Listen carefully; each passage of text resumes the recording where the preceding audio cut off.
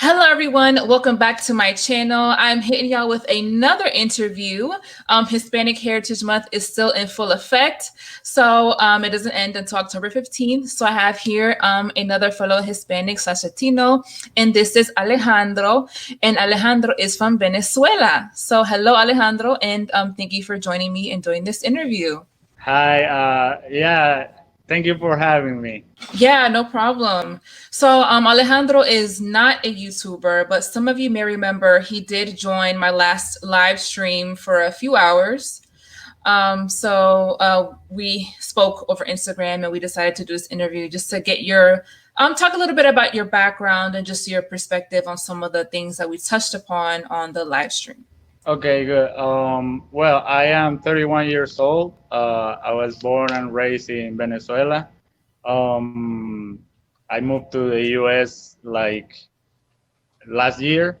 So I'm kind of like new to all that USA social dynamic, like with the Latinos and stuff.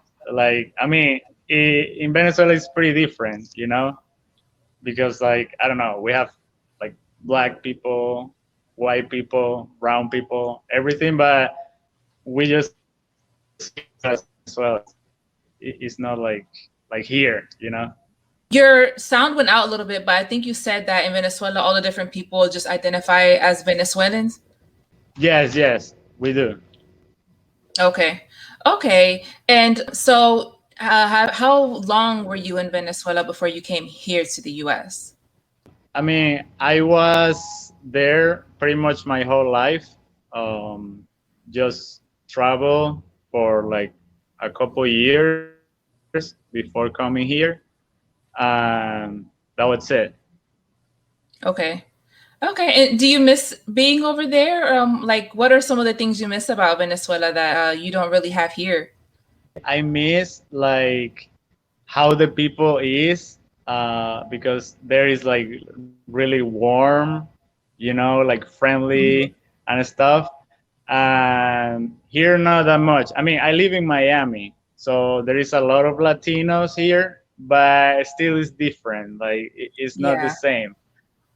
Also, I miss like the beaches there. Mm. Here in Miami, there is a lot of beaches, but Yeah. it's different beaches. Like the water here is a little colder and stuff, but it's still cool. Mm-hmm. Yeah, no, I bet. Yeah, it's definitely a different feel being, back in someone's country versus being here. Me, what do I know about Venezuela? Well, I know Oscar de Leon. I know he's from Venezuela. Okay. What Yeah. else? I know that there's a lot of Venezuelans migrating to Dominican Republic. But as far as your culture and stuff like that, I don't know. Well, I don't know. Think I know too much about Venezuelan culture. Like, what would you say are some of the main styles of music and like food and dance that have come out of Venezuela that people should know about? For parties and stuff, like the most usual thing will be maybe salsa, merengue, and tambores, like drums. Okay. And that will be like for parties. But like for folklore, we have like joropo. We have like different other folkloric dances, like diverse through the regions. Okay. But in the place I am from, there is one called Tamunange. It's pretty cool. It's like the guys and the girls like are separate and they form like two lines and they dance like in front of each other and then they're like dancing together. So they have like this choreography. It's pretty cool. Okay, that's cool. Okay, so once you moved to Miami, how was your interaction with other groups? I know, like you said, there's a lot of other Latino groups in Miami. So how was that? Were there any groups that maybe you bonded with more than others, or and even like non-Latino groups, who did you kind of end up mingling with the most? In the daily basis is pretty much Latinos.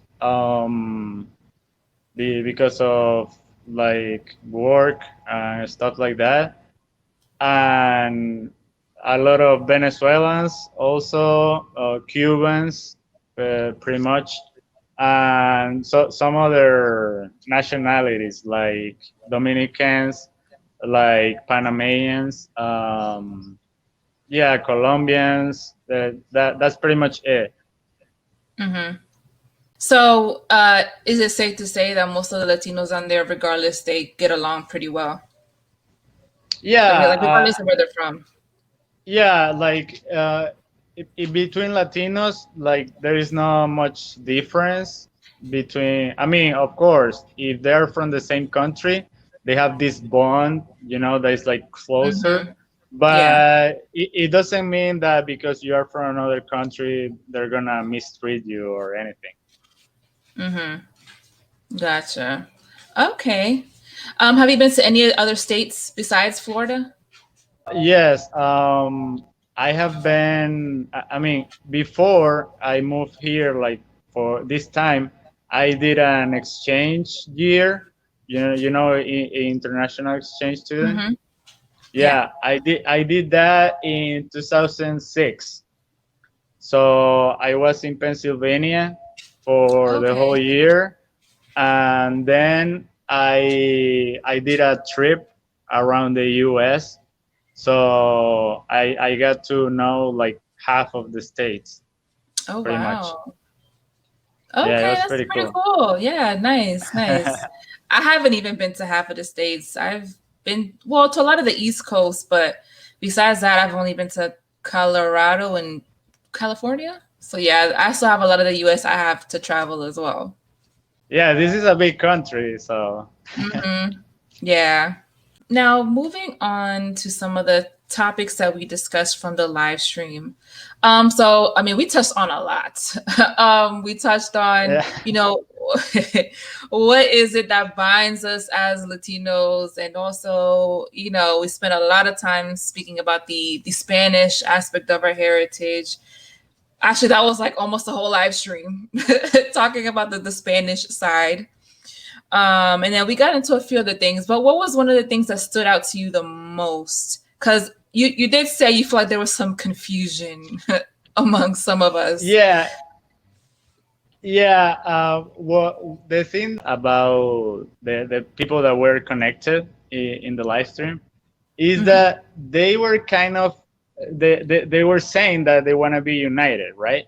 Mm-hmm. But like most of them were looking for some characteristics of each other that those characteristics didn't make them Latino enough.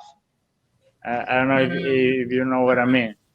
Okay, like yeah. like if you are Afro Latino, or if you have uh, European descendant, or if you are look kind of white, or if you don't speak Spanish, or I don't know, like they said so many, but that was interesting to me because I was thinking like, okay, if you guys wanna be united and stuff, like you should look for things in common, and not to look for things that break you apart. Yeah. Other Right. thing I thought it was interesting, but that's pretty much like United States social dynamic, like Mm-hmm. with all the groups, the racial groups and stuff, and cultural groups here. um I saw that they were kind of like being, I don't know, like they wanna do like this ecosystem, like this Latino ecosystem, and they don't wanna like maybe be like see like the bigger picture, like there is a lot Mm-hmm. of people, there is a lot of different people that you can learn from, and I don't know, that was the other thing that I thought it was interesting. Other thing I saw that caught my attention was like those guys like really know like Latin history and stuff like that. Like I Mm, mean, they were like saying saying like slave names and stuff like that. I was like, okay, these guys are really invested, yeah. and that's cool. But I don't know. It was like overwhelming to see that how much information they had. Like it Mm, was interesting to me to see that. Yeah. hmm. Yeah, yeah. Yeah, I was gonna do like a follow-up video just to state my own personal opinions from what was on the stream, but I guess I'll just say some of them now. But so it seems okay. So despite the different ideologies that everyone on the panel has, it seems like we do all have the same goal, which is to reach some sorts of unity among us. But again, the different ideologies, the different you know, checklist things of what really makes you Hispanic, that differs among everyone. And as you saw, that created a lot of tension. Okay, Yeah. because people have different meanings of what it means to be a Hispanic or Latino, and different understandings of what it is, the things that bind us. And so I think on the one hand, I mean, of course, common language, that is a binding factor. And then you have like those Catholic traditions that even if you're not a practicing Catholic, they are still part of the culture. Like, for example, getting baptized as a baby. That is a Catholic practice, but a lot of people end up doing that even if you're not Catholic. You know, stuff like that, I understand. And then like the fact that el mestizaje and the fact that we are a mixed race people, I do think that that is a thing that binds us.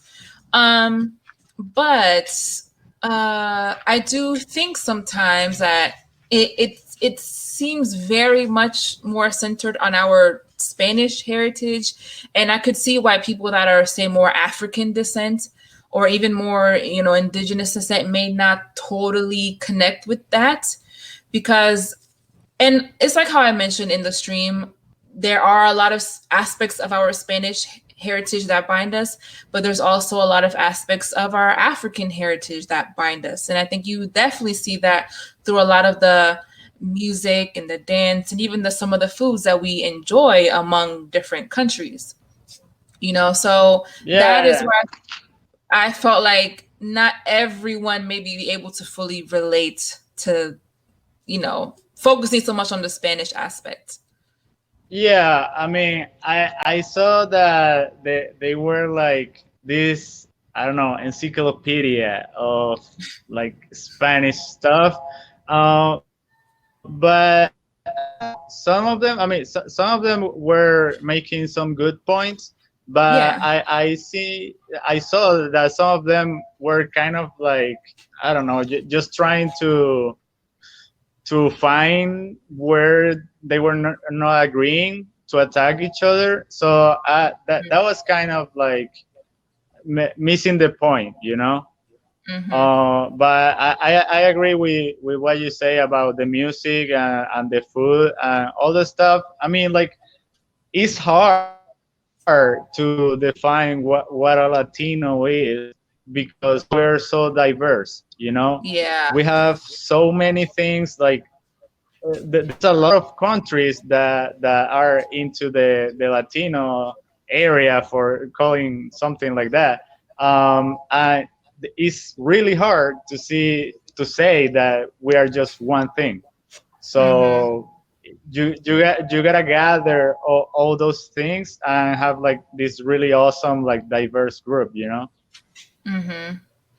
Right. And yeah, I mean, that's at the end of the day. So, and somebody commented this on my live stream, and I was like, this is so true.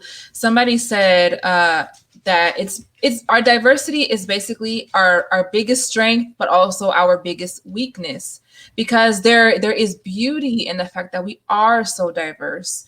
And you know, this diversity has brought about so much different I don't know, aspects to our cultures and the way that we do things, the way that we look. I mean, there is beauty in diversity, but at the same time, it's kind of, it causes like this confusion at times. And it's like, although we all share the Hispanic label or whatever, we also can't ignore some of the racial or ethnic differences. And going back to what was said in the stream, I think the aspect of like racism, for example, was kind of downplayed a bit.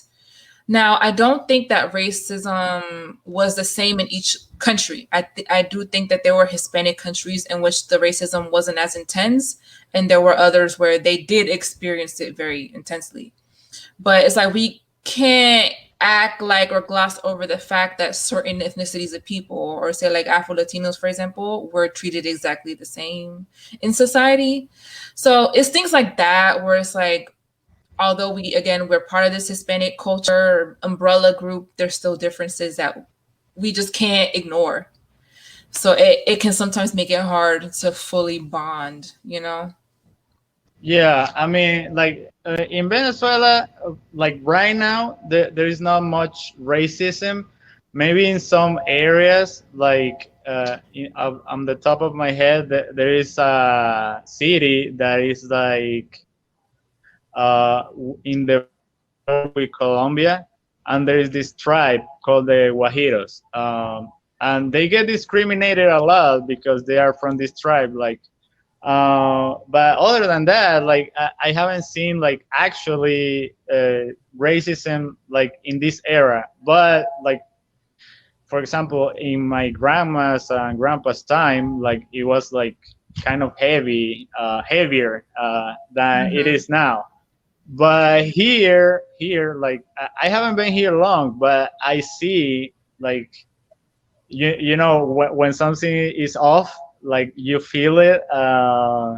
So like I haven't had like any encounter like towards me, but I have seen that there is a lot of Latinos that are kind of like afraid, for example, to approach like a black person or stuff like that. And like I really don't fully understand why.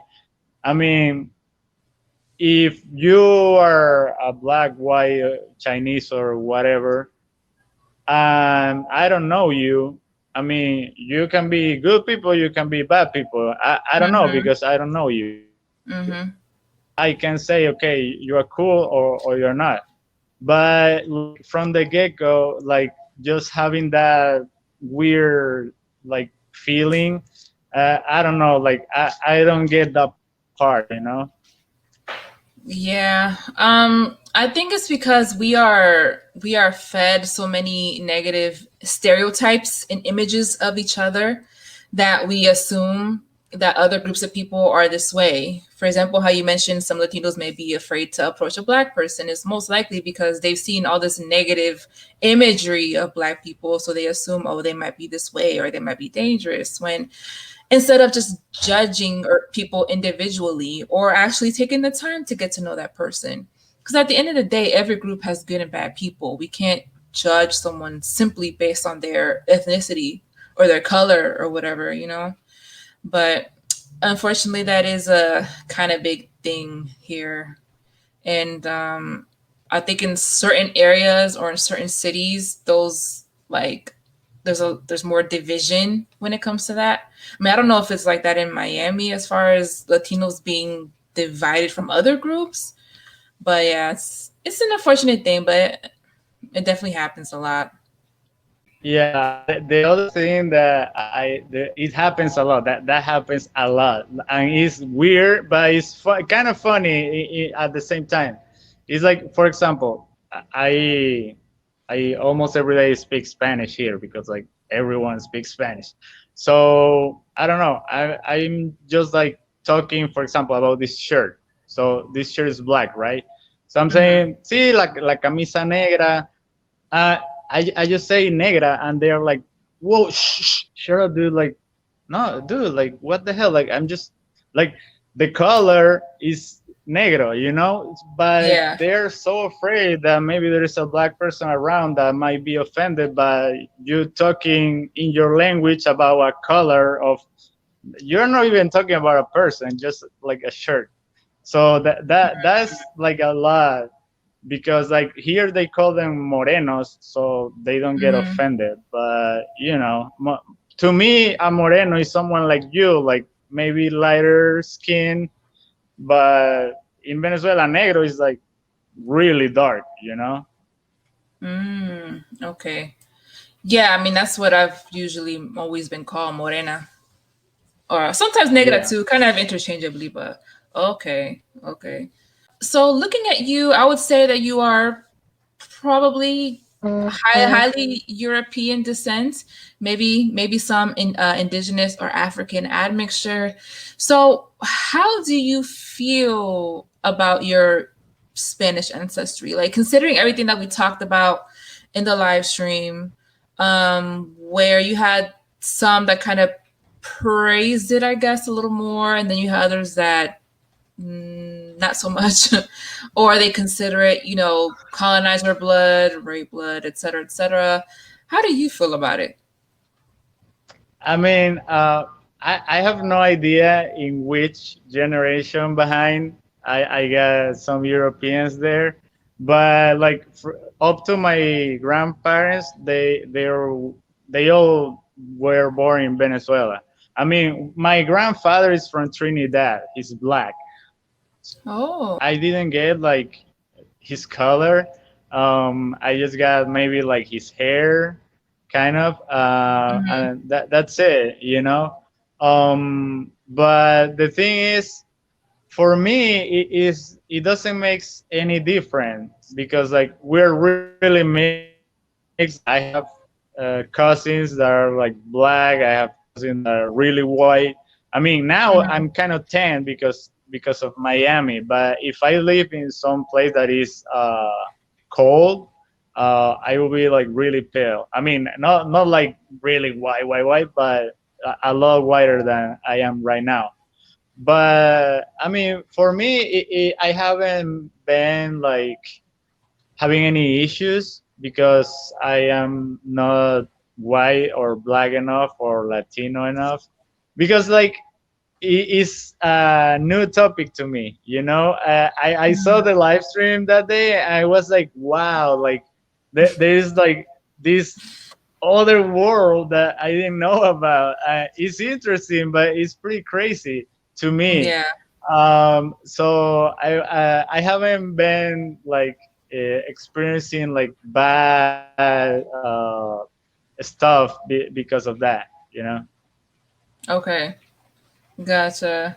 Yeah, I mean, hey, I'm still learning and coming across new things myself. For me, I don't know, like it's not until being on YouTube, honestly, that I've started to question a lot more stuff and really dig deep into all these topics and what does it really mean to be Hispanic? And not just that, but even just the meaning of the labels, Hispanic versus Latino versus this and that. Like I never really thought too much of it before. I was just like, okay, yeah, I'm Latina, like that's it. Or even Hispanic, like I've always kind of used both of those interchangeably. Probably, I think I've used Latina more than Hispanic, but to me, Hispanic just meant you have ancestry from one of the Spanish-speaking Latin American countries. That's literally all it meant to me. I took it very much at like face value. I never really looked too much into the history of it.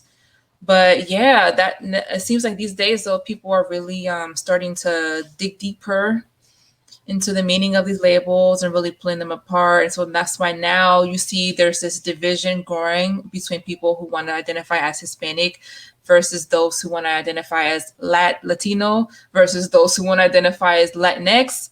And it's just like, I don't know. I've said this before, but I really feel like we are going through a sort of identity crisis right now. And we just don't know what to call ourselves, or I don't know. It's just a mess. Yeah, I saw some similarities with the LGBTQ, I don't know how many letters community, because Hmm. like there are so many different kinds of Latinos, like they said that day. So I was like, okay, there is like, I don't know, it's like they're trying to label themselves into something, like if you're Afro Latino or some other thing. And I think they're kind of like missing the point there. They're kind of like trying to label themselves into some categories, like Afro Latino, or like you said, Latinx. I heard some other words that day, but I don't remember. um so it's like, I don't know, the thing is that I think that they should focus on the positive aspects of whatever they want to do, and not in the negative. Because I don't know. I saw like a lot of confrontation just because somebody wasn't agreeing with what they were saying. So that was kind of like, to me, it was dumb. Like, I don't know. You can just have a conversation with someone without being pissed about it.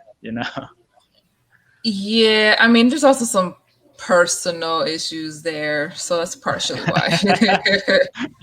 Yeah, maybe I don't know the Yeah. group, but maybe you do more than me. So Yes, yeah. yes. Nah, but I yeah. remember something else. I remember you were saying about if I had any like experience because of being Latin here. I am remembering, not here in Miami, but when I was in Pennsylvania, um, in 2006, like Venezuela wasn't like as known globally as it is right now. Um, so I was in a little town in Pennsylvania. It was pretty much white people. I mean, in the high school was two black kids, eight Mexicans, and they were all family. They were cousins and brothers, sisters. It was me. That was it. Like the whole high school was white. Oh my goodness. That was it. So when I say like I am from Venezuela, like a lot of them, they didn't even know that Venezuela was in America, or I don't know. They always say like, "Oh, he's from Mexico, he's from Ecuador, he's from Colombia," and like I didn't really care, because yeah, I mean, maybe it's like my personal way of being, but Mhm. I just saw as something funny. But I mean, because of the culture here, like you can get caught up on everything, because those topics are like hot topics. It's like politics or religion or Mhm. anything like that. Yeah. If you put two sizes and people have to choose one, there is gonna be conflict. So maybe that's why that is happening. I don't know. Mhm. Going back to how you said they didn't know Venezuela was a thing, or they would just say that you were Mexican or whatever. I mean, that is a common experience that a lot of Hispanics have here. Just because I think historically, being that we share a border with Mexico, of course, the Mexicans are the Hispanic group that most people are familiar with. So they a lot of times will just kind of throw everybody into that box, you know. Yeah, yeah. But I mean, I can't totally blame them. I mean, I fault the education system here more than anything because you don't really learn about other countries. I mean, you do, but I feel like when it comes to Latin America, you just don't learn a whole lot here. You learn about ancient Greece and the ancient Romans and about the ancient Egyptians, but you don't really learn about Latin America too much. Like they don't really get too much into detail about Latin American history. People can be a little ignorant on some of the countries and cultures that exist down there. Yeah, but I mean, if I see someone from here. Maybe they're from, I don't know, Maine, and I think they're from Chicago. I don't know. I don't know the how they are in the different places, you know. So Yeah. that's understandable, you Yeah. know. Yeah, that's true.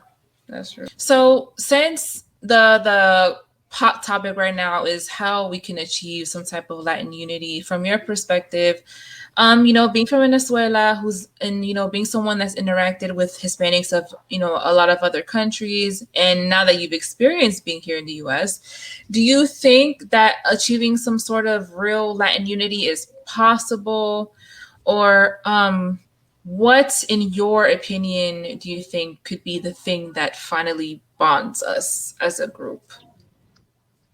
Yeah, I mean, the ground here for kind of saying is kind of hard. Like the situation here doesn't make it easy because of how everything that is going on here with racism and discrimination and stuff. But I think, in my opinion, it will be like just do your part. You know, like everyone start doing their part, like treating people nice, like don't being caught up in the differences, and just giving the people the benefit of the doubt, you know. Mhm. If we all try to do that, I mean, I know it sounds corny or whatever, but if everybody does their part, I think it's not gonna be like one day thing, but I think that that will be a good starting point Mhm. for achieving that union, you know. Yeah. Yeah, no, I agree.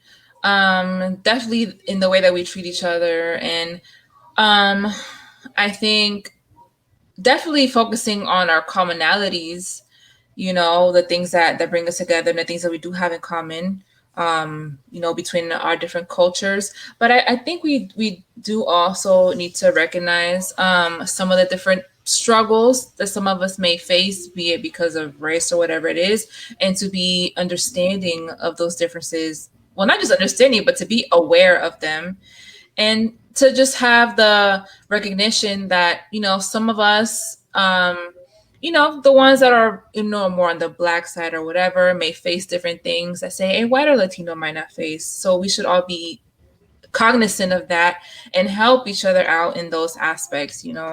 So it's kind of like just being there for each other, you know what I mean, and speaking up for each other and stuff like that. I think if we take that approach, maybe we could achieve some type of unity. And I mean, there's so many of us in this country.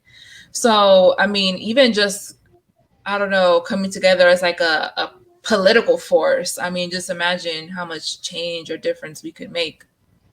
Yeah, I mean, if what I can say to the Latinos that are struggling with those problems and stuff is move to Florida. Here, here's like Latino land, you know. I mean, there is a lot of Americans that don't want to come here because they are afraid that they won't be understood because like pretty much everyone here speaks Spanish.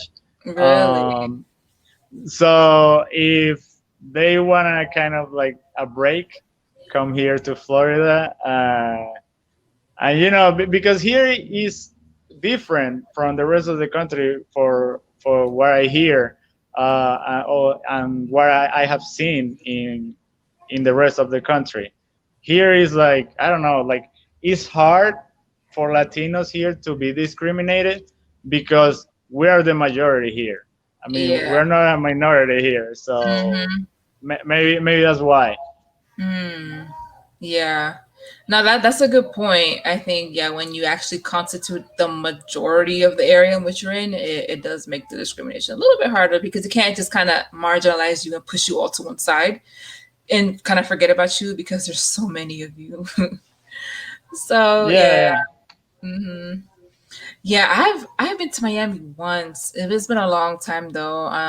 But I would definitely like to go. I'm like, if I can't go to, DR, next best place within the US at least is Miami. That's as close to the Caribbean that I'll get, with somewhat Yeah, tropical maybe Puerto climate. Rico. Or Puerto Rico. That's another place I want to go to. I would definitely like to go to Puerto Rico.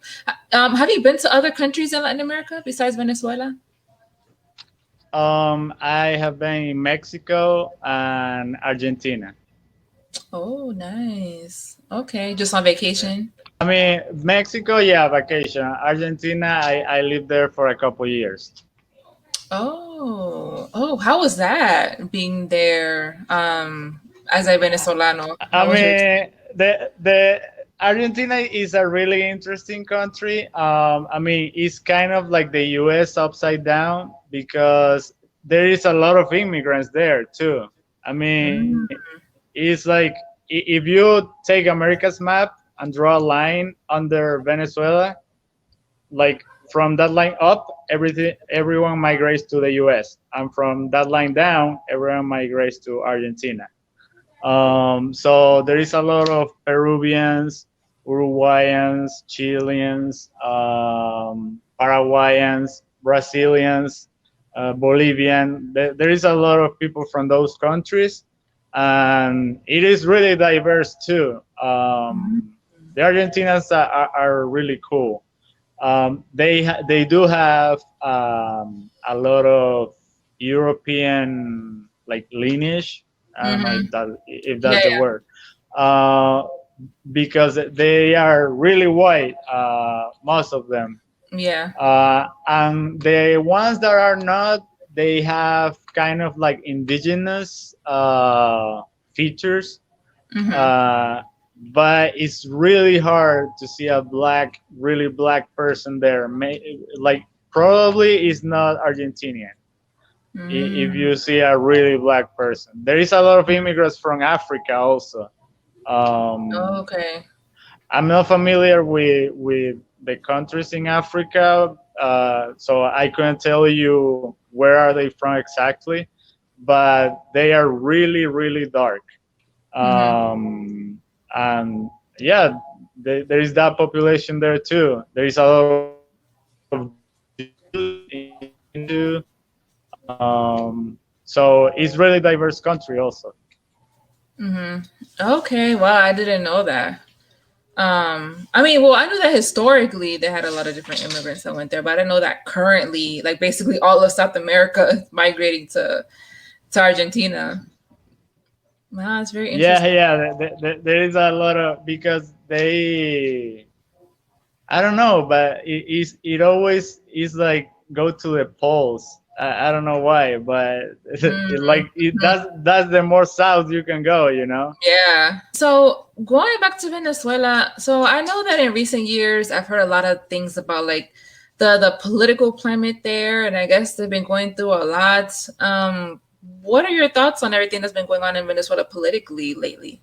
It really sucks, and it is. I don't know.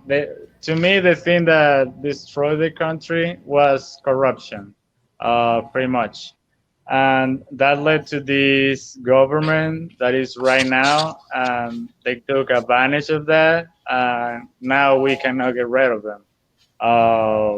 There's this dictatorship there, and it's really bad. And right now, it's really bad because there is a lot of power shutdowns.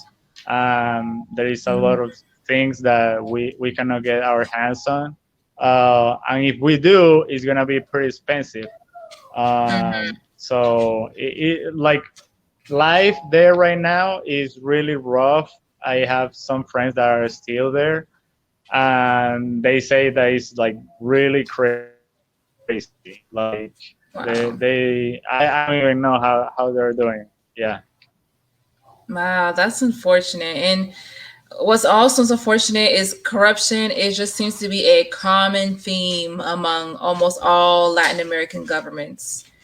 It's like I don't know what government down there doesn't experience corruption, and unfortunately, some are getting it a lot worse than others. And like I said, I don't know too much about Latin American politics, but Venezuela is one country that definitely stands out and that I've heard about quite a bit. And I guess I'm more familiar with it because I know that that is one reason that there have been so many Venezuelans migrating to Dominican Republic.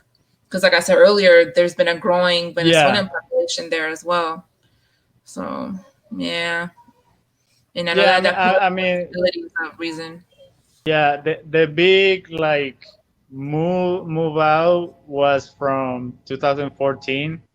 That was when it got really really bad.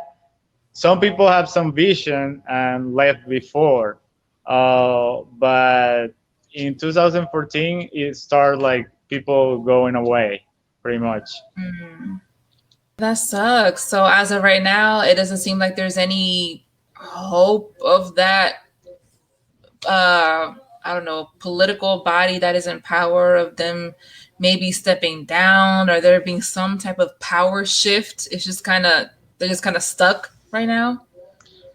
Yeah, I mean, like I don't see any solution like in the near future.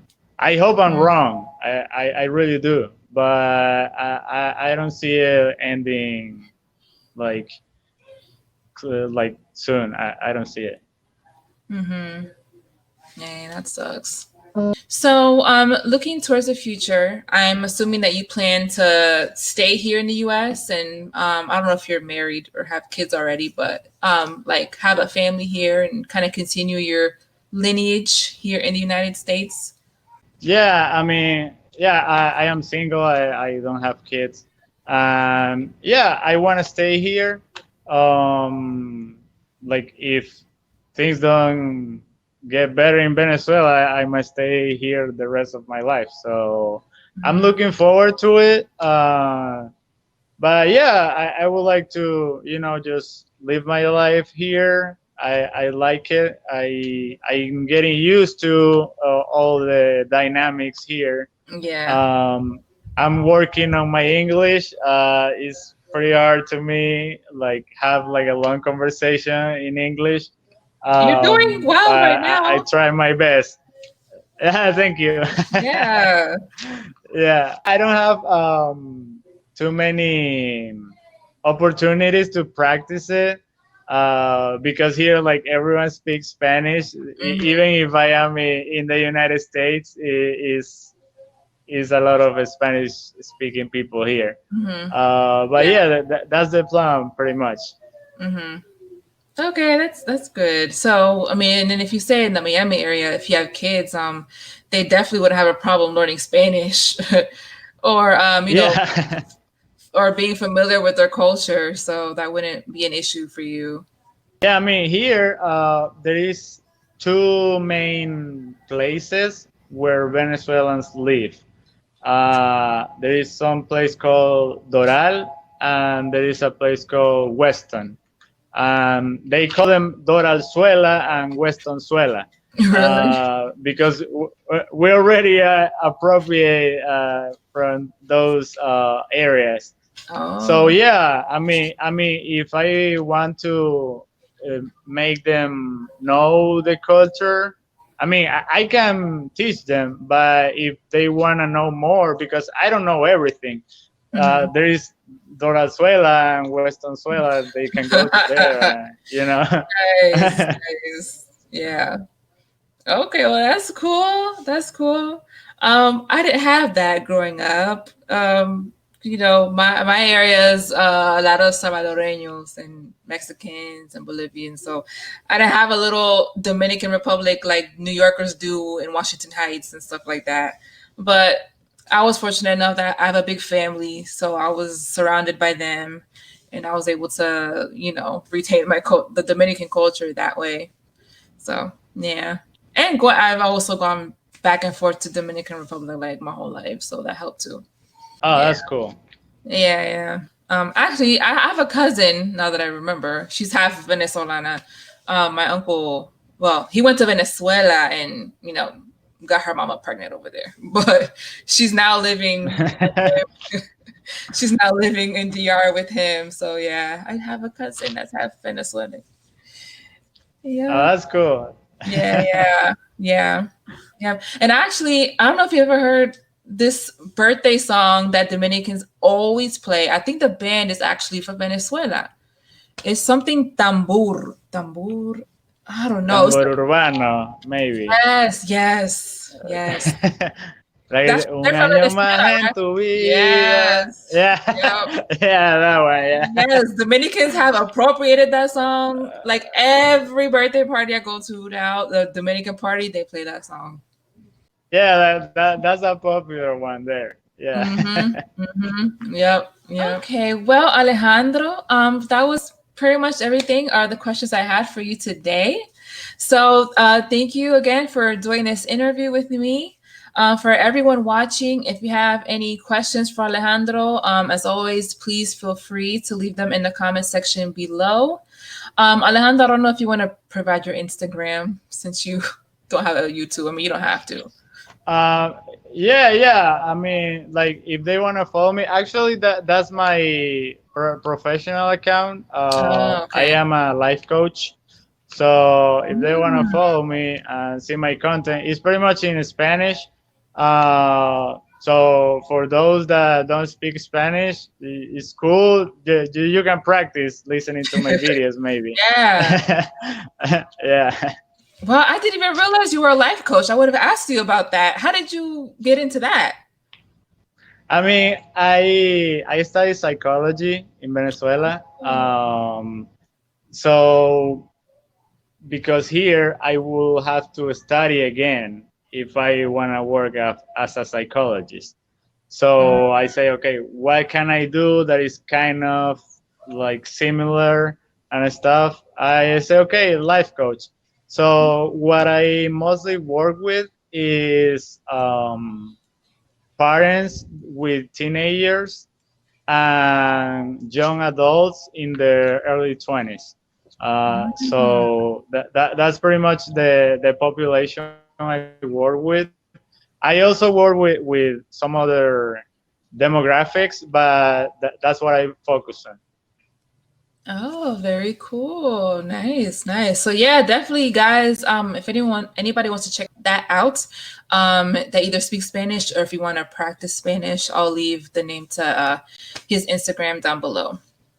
All right, guys. Well, thanks everyone for watching, and I'll catch you on my next one. Bye. Bye.